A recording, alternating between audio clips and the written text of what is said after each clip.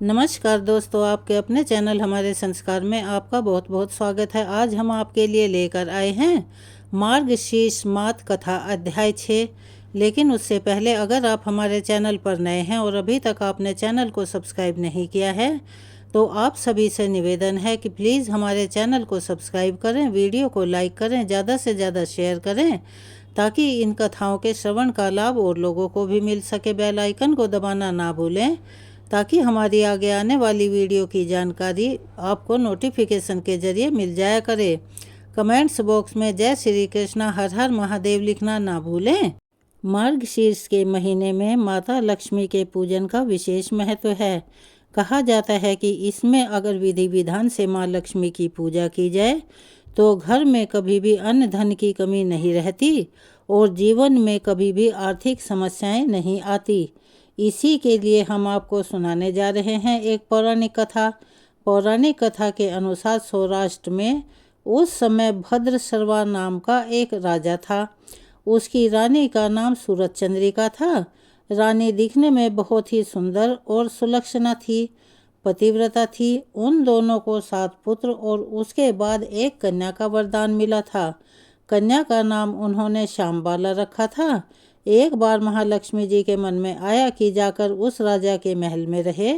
इससे राजा को दोगुनी धन दौलत प्राप्त हो जाएगी और वह इस धन दौलत से अपनी प्रजा का पालन और भी अच्छे से कर पाएगा और उन्हें अधिक सुख और समृद्धि दे पाएगा।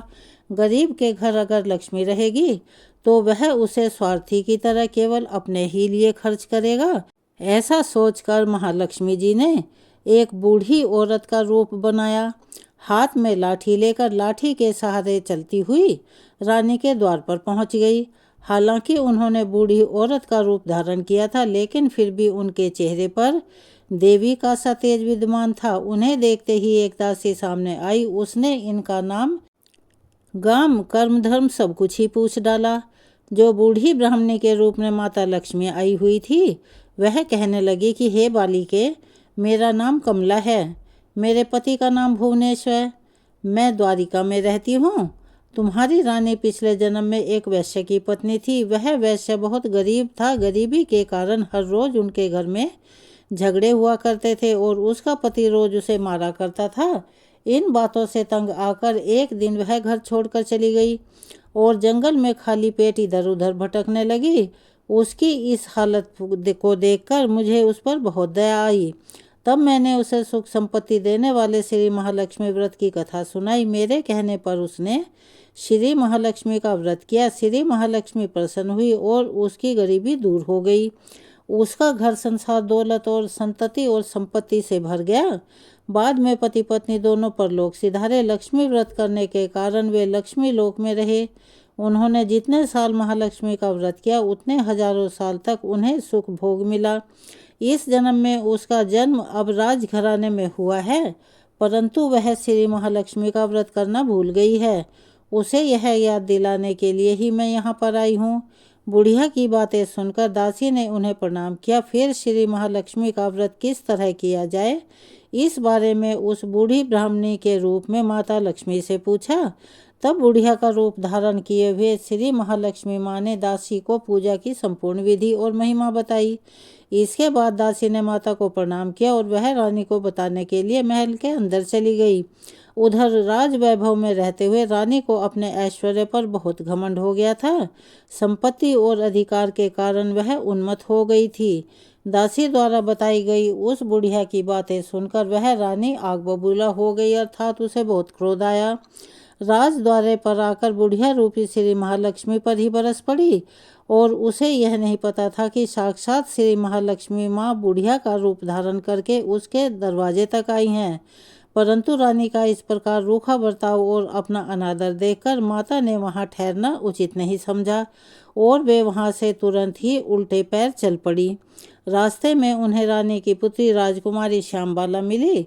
उन्होंने श्यामबाला को सारी बातें बताईं। श्यामबाला ने सुना तो अपनी ओर से श्री महालक्ष्मी जी से अपनी माता की तरफ से क्षमा मांगी।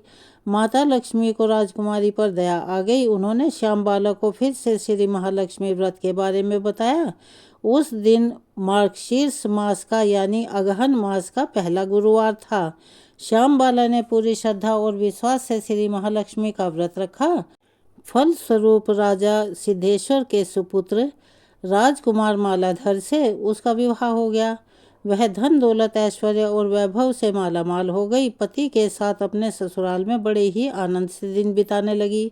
इधर श्री महालक्ष्मी जी का रानी पर प्रकोप हुआ, जिसके कारण राजा भद्र सर्वा का संपूर्ण राज्य और राज्य कारोबार नष्ट हो गया, यहाँ तक कि उन्हें खाने के लाले पड़ गए। ऐसी हालत में एक दिन रानी ने राजा से निवेदन किया कि हे राजन, हमारा दामाद तो इतना बड़ा राजा है, धनवान है, ऐश्वर्यशाली है, क्यों ना हम उसी के पास जाकर रहें, उसे अपना हाल बताएं, वह जरूर हमारी मदद करेगा। रानी की बात सुनकर राजा भद्र सर्वा अपने दामाद के पास जाने के लिए तैयार हो गए।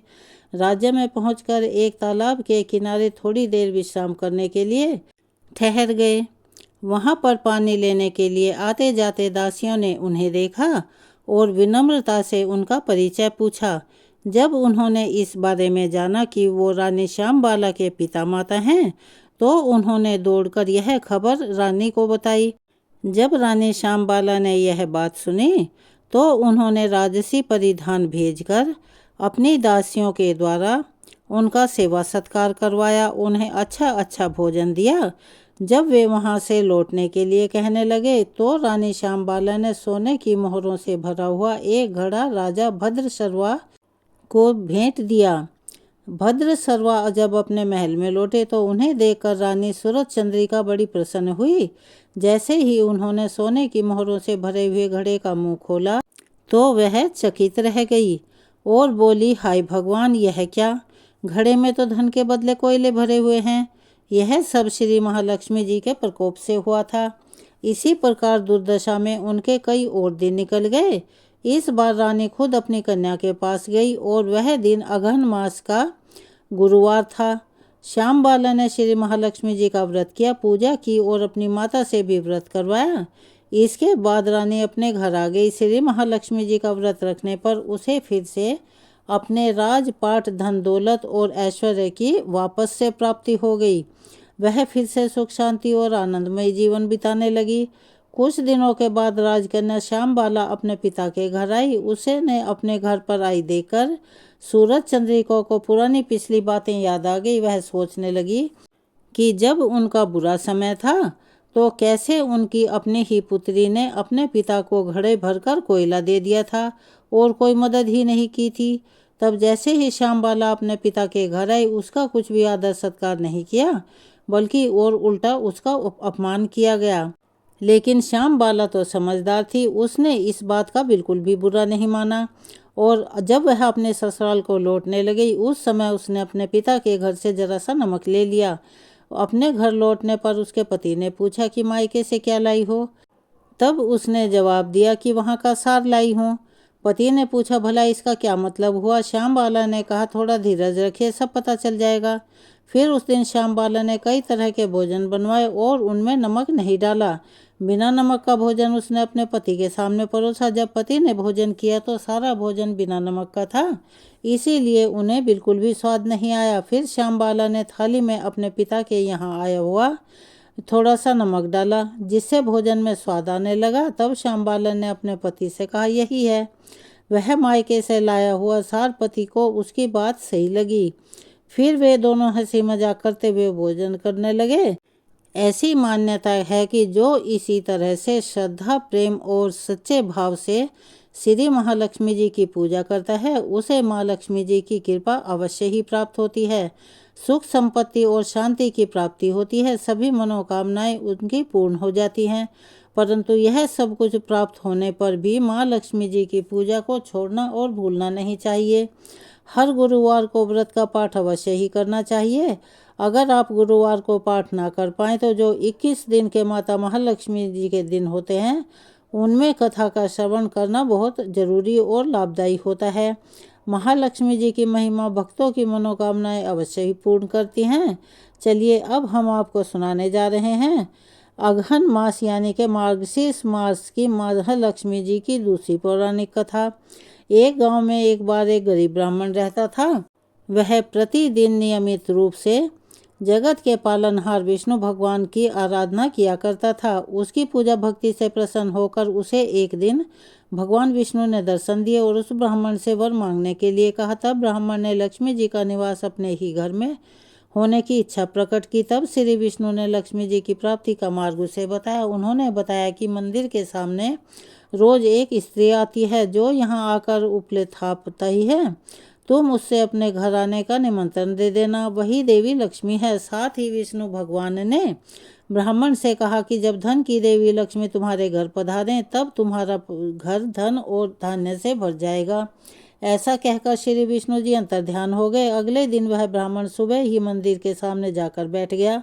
लक्ष्मी जी उपले थापने के लिए आई थी तो ब्राह्मण ने उनसे अपने घर आने का निवेदन किया। ब्राह्मण की बात सुनकर लक्ष्मी जी समझ गई कि यह सब विष्णु जी के कहने पर ही हो रहा है। तब लक्ष्मी जी ने ब्राह्मण से कहा कि मैं तुम्हारे घर तो चलूंगी, लेकिन इसके पहले तुम्हें महालक्ष्मी व्रत करना होगा। तुम मार्गशीर्ष के महीने में हर गुरुवार को मेरा व्रत और पूजन सच्चे मन और भक्ति से करो।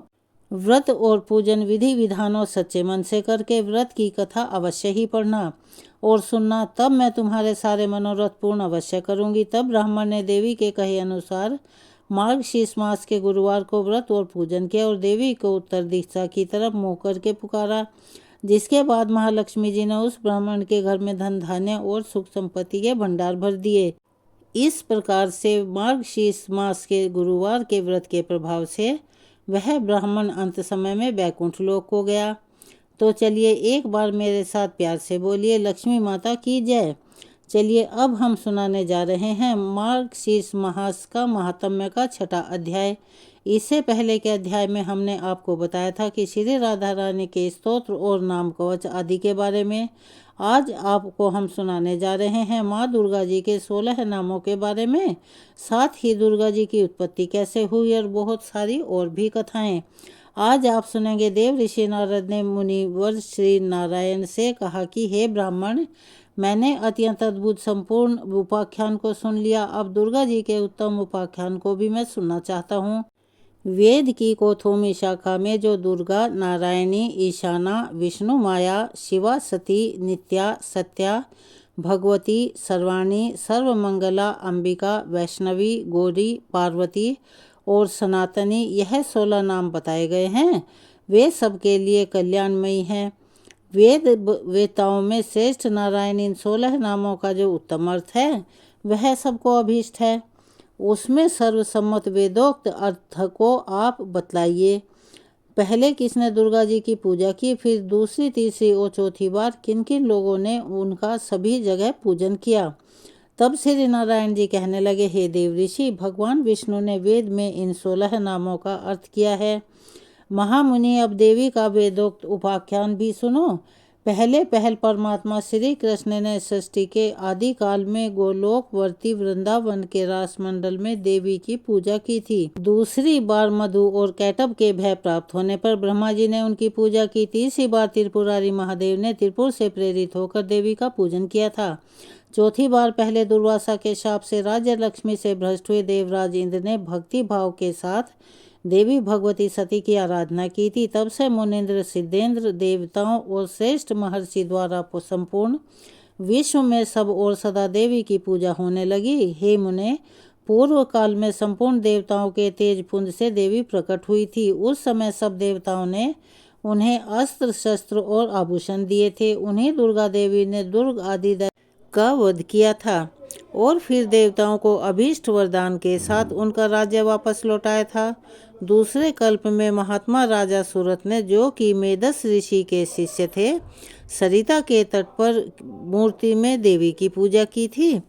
उन्होंने वेदोक्त 16 उपचार अर्पित करके विधिवत पूजन और ध्यान के बाद कवच धारण किया था और फिर परिहार नामक स्तुति करके अभीष्ट वरदान प्राप्त कर लिया था। इसी तरह उस सरिता के तट पर उसी मृणमयी मूर्ति में एक वैश्य ने भी देवी की पूजा करके मोक्ष को प्राप्त किया था। राजा और वैश्य ने अपनी आंखों से आंसू बहाते हुए दोनों हाथ जोड़कर देवी की स्तुति की और फिर उनकी उस मृणमयी प्रतिमा का नदी के निर्मल गंभीर जल में विसर्जन कर दिया। वैसी मृणमयी प्रतिमा को जल मगन हुई देखकर राजा और वैश्य दोनों रो पड़े। फिर वहाँ से वह कहीं और चले गए। वैश्य ने देह त्याग करके जन्मांतर में पुष्कर तीर्थ में दुष्कर तपस्या की थी और दुर्गा देवी के वरदान से वे गोलोक धाम में चले गए थे। राजा अपने निष्कंटक राज्य को लौट गए और वहाँ सभी के आदरणीय होकर बलपूर्वक शासन करने लगे। उन्होंने 6000 वर्षों तक राज्य का भोग किया और फिर अपनी पत्नी और राज्य का भार अपने पुत्र को सौंपकर वे कालयोग से पुष्कर में तपस्या करके दूसरे जन्म में सावर्णी मनु हुए। हे वत्स, हे मुनि श्रेष्ठ, इस प्रकार मैंने आगम के अनुसार दुर्गोपाख्यान का संक्षेप में वर्णन कर दिया है। अब तुम और क्या सुनना चाहते हो? फिर देवऋषि नारद के पूछने पर भगवान नारायण ने तारा की कथा कही और चैत्र तनय राजा अधिरथ से राजा सूरत की उत्पत्ति का प्रसंग भी सुनाया। देवऋषि नारद के प्रश्न का उत्तर देते हुए भगवान नारायण बोले कि ध्रुव के पौत्र और उत्कल के पुत्र बलवान नदी स्वयंभू मनु के वंश में सत्यवादी और जितेंद्रिय राजा थे। उन्होंने 100 अक्षौहिणी सेना साथ लेकर महामती सूरत के राज्य को चारों ओर से घेर लिया। हे नारद, दोनों पक्षों में पूरे 1 वर्ष तक लगातार युद्ध चलता रहा। अंत में चिरंजीवी वैष्णव नरेश नंदी ने सूरत पर विजय प्राप्त कर ली। नंदी ने उन्हें राज्य से बाहर निकाल दिया। इस तरह भयभीत राजा सूरत रात में अकेले घोड़े पर सवार होकर घने वन में चले गए। वहाँ भद्रा नदी के तट पर उनकी एक वैश्य से भेंट हुई। हे मुने, उन दोनों ने परस्पर बंधु भाव की स्थापना की। वे दोनों मित्र बन गए। उनमें बड़ा प्रेम हो गया था। राजा वैश्य के साथ मेधा ऋषि के आश्रम पर गए। भारत के सत्पुरुष के लिए जो दुष्कर पुण्य अक्षेत्र है, उस पुष्कर में जाकर राजा ने उन महातेजस्वी मुनि का दर्शन किया। मेधा ऋषि जी अपने शिष्यों को परम दुर्लभ ब्रह्म तत्व का उपदेश दे रहे थे। राजा और वैश्य ने भी मस्तक झुकाकर उन मुनि श्रेष्ठ को प्रणाम किया। मुनि ने उन दोनों अतिथियों का आदर सत्कार किया और उन्हें आशीर्वाद भी दिया। फिर अलग अलग उन दोनों का कुशल मंगल, जाति और नाम पूछा। राजा सूरत ने उन मुनीश्वर को बारी बारी से उनके प्रश्नों का उत्तर दिया। राजा सूरत बोले, हे ब्राह्मण, मैं सूरत हूँ और मेरा जन्म चैत्र वंश में हुआ है। इस समय बलवान राजा नंदी ने मुझे अपने राज्य से निकाल दिया है। अब मैं ऐसा कौन सा उपाय करूं? किस प्रकार से मैं अपने राज्य को पुनः अपने अधिकार में ले सकता हूं? हे मुनीश्वर, आप यह बताइए। हे महाभाग्य, मैं तो आपकी शरण में आया हूँ। यह समाधि नामक वैश्य है और यह बड़ा धर्मात्मा है। फिर भी देववश इसके स्त्री पुत्रों ने धन के लालच में इसको भी अपने घर से निकाल दिया है।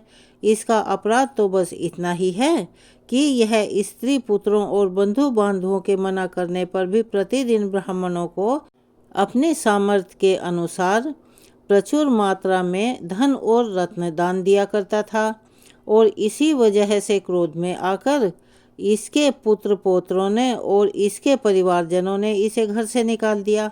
फिर जब उन लोगों को इस चीज़ का दुख हुआ तो वह इसे ढूंढते हुए यहाँ पर आए, परंतु यह पवित्र ज्ञानी और विरक्त वैश्य अब उनके आग्रह करने पर भी अपने घर वापस नहीं जाना चाहता। तब इसके पुत्र भी पितृ शोक से संतप्त होकर सभी कर्मों से विरक्त हो गए और सारा धन ब्राह्मणों को देकर उन्होंने भी घर छोड़ दिया और वन को चले गए। श्री हरि का परम दुर्लभता से प्राप्त होने वाला दासत्व इस वैश्य को प्राप्त हो, अब इसका यही मनोरथ बन गया है। इस निष्काम वैश्य को यह अभीष्ट वस्तु कैसे प्राप्त होगी? हे मुनिवर, आप कृपया करके विस्तार पूर्वक बताने की कृपा करें।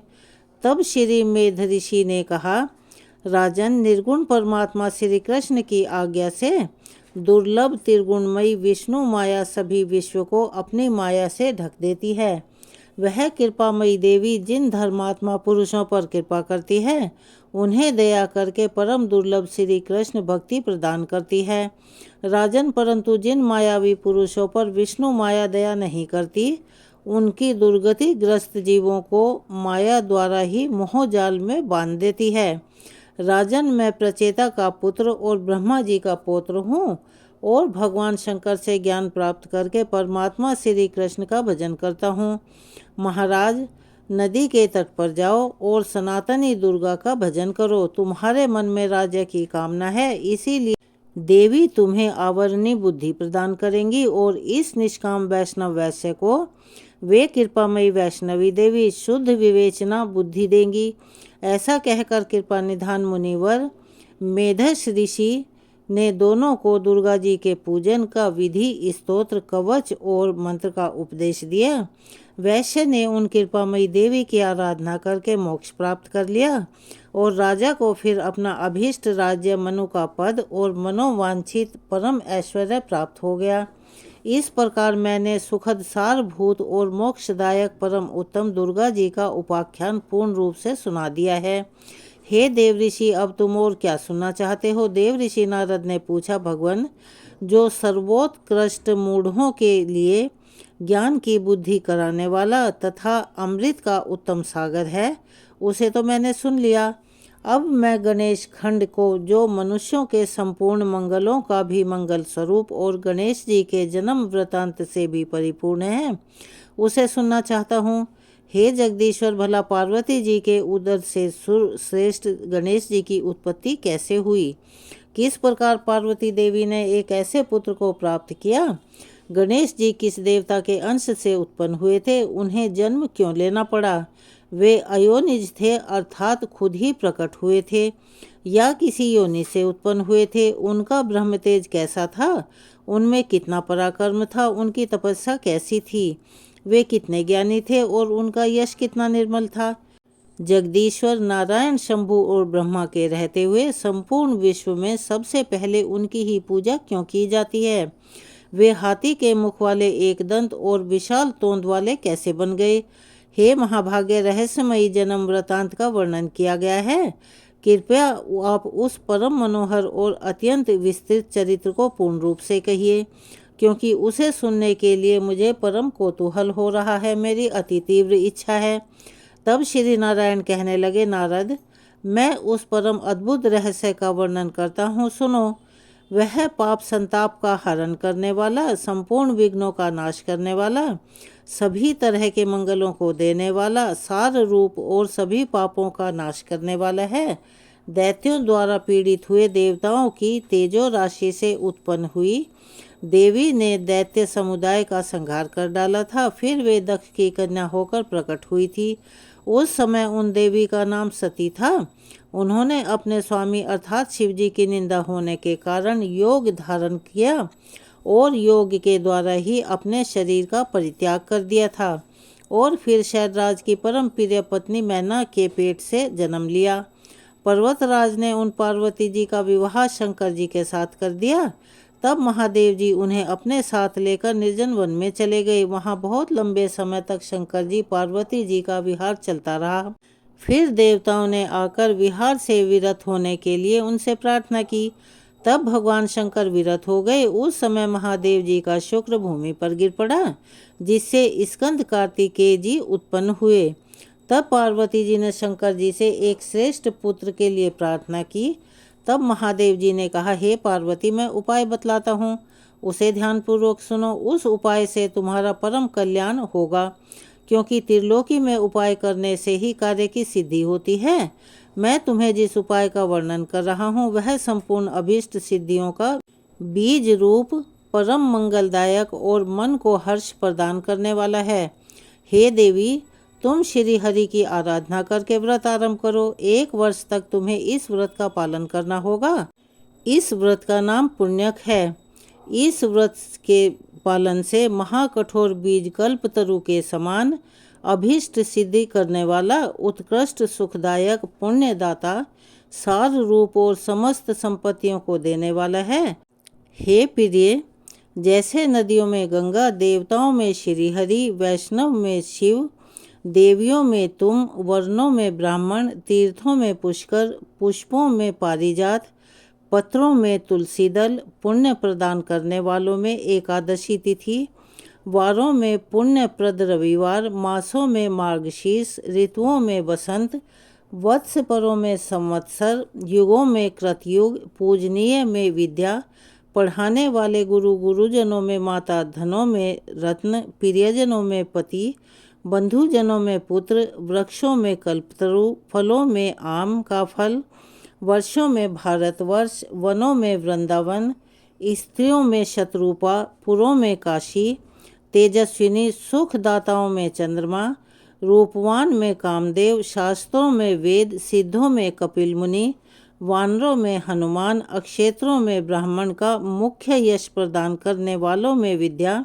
और मनोहारी कविता, व्यापक वस्तु में आकाश, शरीर के अंगों में नेत्र, वैभव में हर कथा, सुखों में हरि का ध्यान, स्पर्श में पुत्र का स्पर्श, हिंसकों में दुष्ट, पापों में झूठ बोलना, तपस्विनी पवित्र करने वालों में जल, शुद्ध पदार्थों में अग्नि, तेजस वस्तुओं में स्वर्ण, मीठे पदार्थों में प्रिय भाषण, पक्षियों में गरुड़, हाथियों में देवराज इंद्र का वाहन ऐरावत, योगियों में कुमार अर्थात सनत कुमार आदि, देव ऋषियों में नारद, गंधर्वों में चित्ररथ, बुद्धिमान में बृहस्पति, श्रेष्ठ कवियों में शुक्राचार्य जी, काव्यों में पुराण, स्रोतों में समुद्र, क्षमाशील में पृथ्वी, लाभों में मुक्ति, संपत्तियों में हरि, भक्ति पवित्र में वैष्णव, वर्णों में ओमकार, मंत्रों में विष्णु, मंत्र बीजों में प्रकृति, विद्वानों में वाणी, छंदों में गायत्री, छंद यक्ष में कुबेर,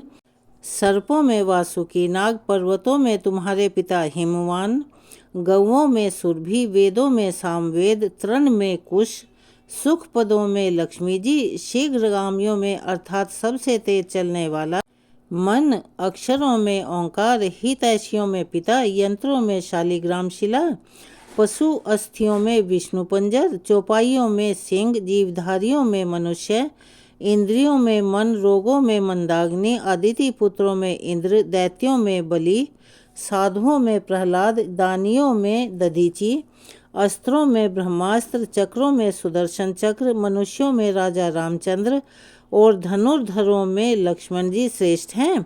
और जैसे श्री कृष्ण सर्वाधिक सबके बीज स्वरूप सब कुछ देने वाले और सभी वस्तुओं के सार रूप हैं, उसी प्रकार यह पुण्य व्रत संपूर्ण व्रतों में श्रेष्ठ है। इसीलिए हे महाभाग्य, तुम इस व्रत का अनुष्ठान करो, ये तीनों लोकों में अत्यंत दुर्लभ है। इस व्रत के पालन से ही तुम्हें संपूर्ण वस्तुओं का सार रूप पुत्र प्राप्त होगा।